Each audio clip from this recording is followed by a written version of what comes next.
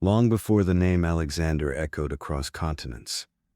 Before cities bore his name and kings bowed to his will, there was a boy. A boy born into fire, prophecy, and danger, and into the shadow of a man no less ambitious than the gods themselves. In the summer of 356 BCE, in the northern Greek city of Pella, cries echoed through the halls of the royal palace. Olympias, a Molossian princess from Epirus, had given birth to her first son. The boy's name was Alexander, and on that same night, far to the east, the grand temple of Artemis at Ephesus burned to the ground. The priests and oracles called it an omen, a symbol that the world was shifting. A force had entered the world that would one day set it ablaze. The child's father was not present. King Philip II of Macedon was hundreds of miles away, locked in a campaign of conquest. But he would soon receive word. He had a son, one whose birth would divide courts, forge empires, and invite whispers of divinity. Philip was no stranger to the Game of Thrones.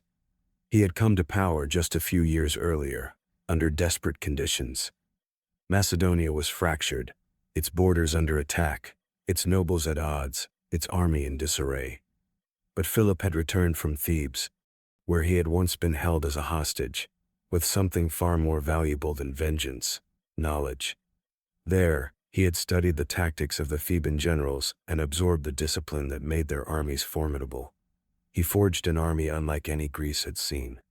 Not citizen militias, but professionals, men who trained year-round, whose loyalty lay not with local lords, but with the crown. At the heart of this force was the Phalanx, a wall of soldiers armed with sarissas, spears twice the length of anything the southern Greeks had ever faced.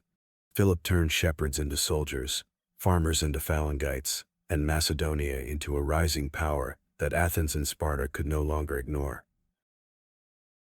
But Philip was as much a politician as he was a general.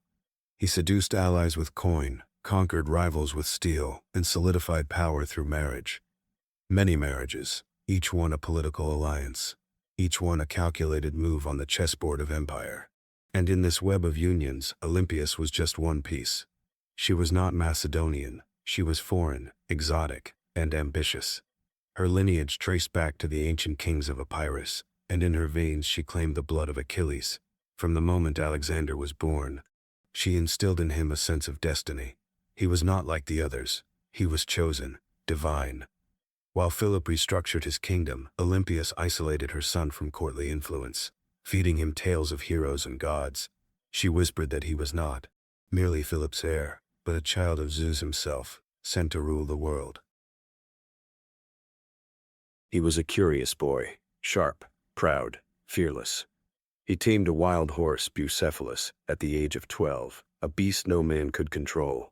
While others saw danger, Alexander saw challenge. He understood the animal, calmed it, mastered it. Philip, watching from a distance, reportedly turned to his companions and said, "My son, seek a kingdom equal to your ambition, for Macedonia is too small for you."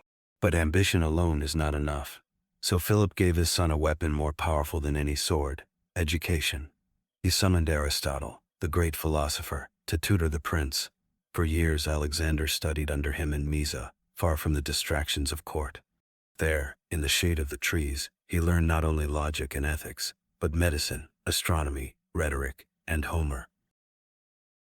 Always Homer. The Iliad became Alexander's compass.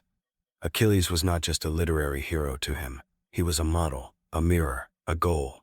Philip's power continued to grow. He had conquered Thrace, crushed the Illyrians, and forced Athens and Thebes into submission after the Battle of Chaeronea.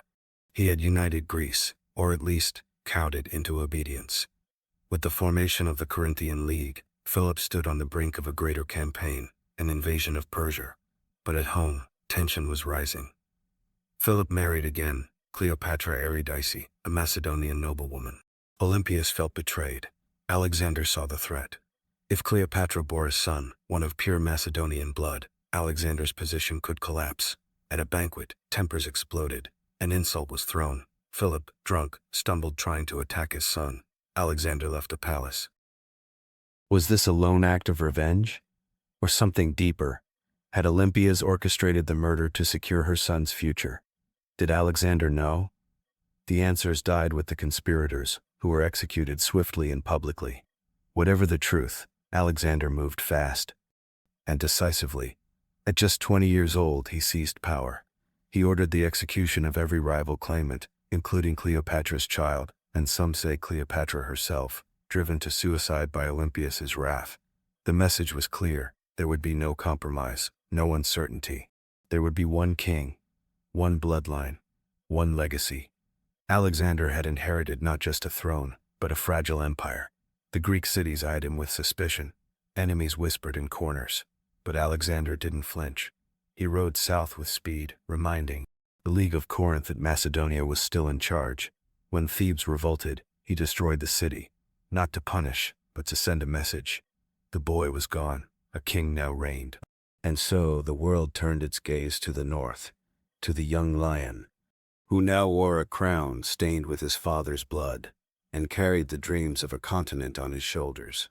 But Alexander was not content to rule a mere kingdom. His eyes were set on Asia, on Persia, on immortality.